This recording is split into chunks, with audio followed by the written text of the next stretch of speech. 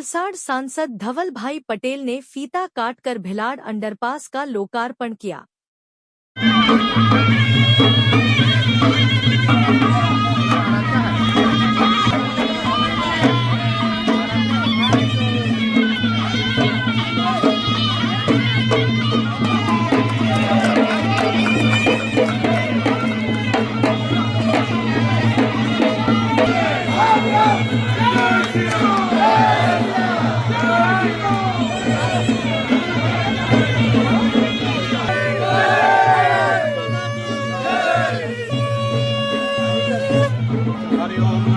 वलसाड़ जिले के उमरगाम तालुका के भिलाड़ में लंबे समय से लोगों की मांग रहा रेलवे अंडरपास आखिरकार जनता को समर्पित कर दिया गया।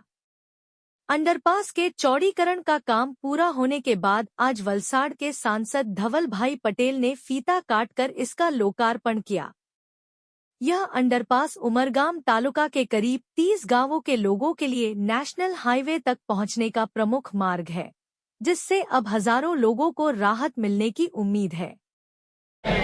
भारत माता की थैंक यू।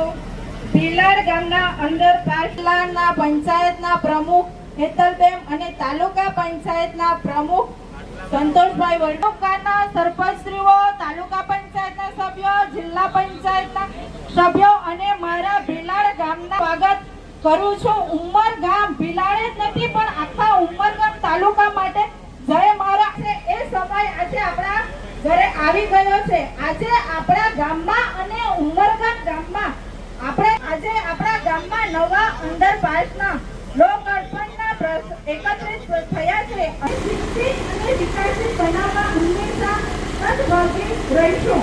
એવી જ રીતે આપણા આ ઘટનાઓની સમસ્યા હતી તે હલ થયું એ બદલ ધારાસભ્ય રમેશભાઈ પાટકર સાહેબને ત્યાંથી આ રેલવે અંડરપાસનું કામ હાલ થયું એ બદલ ગ્રામ પંચાયત દ્વારા આપણા અશ્વિની વૈષ્ણવજીને વલસાડ જિલ્લાની મુલાકાતે લાવ્યા અને વલસાડ જિલ્લાની મુલાકાતમાં દરેક વસ્તુ એમને જણાવી ત્યારે એમણે રેલવેના તંત્રને સૂચના આપીને આપણો રેલવે અંડરપાસ જલ્દીથી જલ્દી ચાલુ થાય એના માટે ખાસ પ્રયત્ન કરવા કીધું અને આજે આપણો રેલવે અંડરપાસ બનીને તૈયાર થઈ ગયો છે।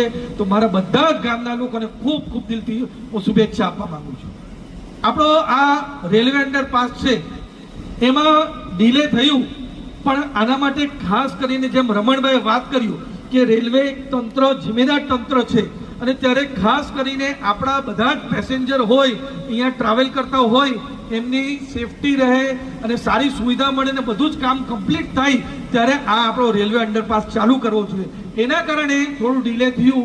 હમણાં જે આપણો શેડની કામગીરી છે એ અડધી પૂર્ણ થઈ ગઈ છે, અડધી બાકી છે।